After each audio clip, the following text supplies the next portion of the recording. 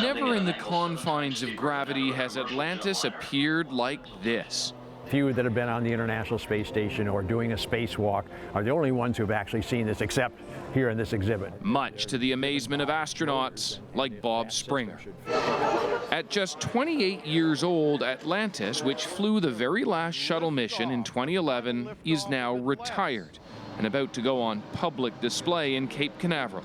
Probably fair after orbiting the Earth nearly 5,000 times. The shuttle even sports a Canadarm, this one a replica of the models which made 90 trips to space.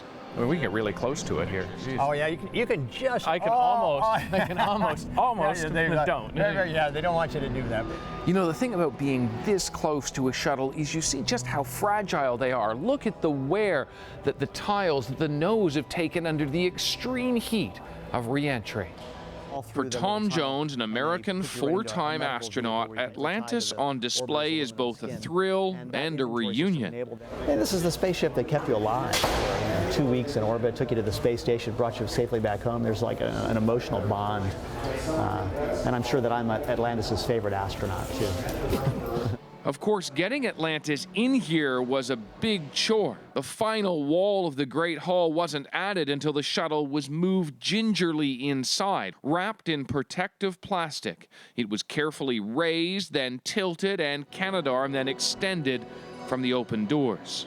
That's how limber and nimble the arm is. You can make it come all the way around and even look into the cockpit windows, if you will. You can inspect the leading edge of this side of the wing. You got the crew photo?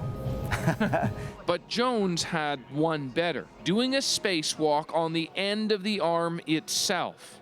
That's the ride of your life, to be transported by the arm across space over to the space station. Tremendous view, just a limitless sense of freedom out there on the end of the arm. And what a versatile tool it was. The shuttles, of course, were the vessels of both triumph and tragedy. Being up close, very cool for those who grew up watching them soar. And now on display, one of the most advanced things ever created, looking just like it did in space. David Common, CBC News at Cape Canaveral, Florida.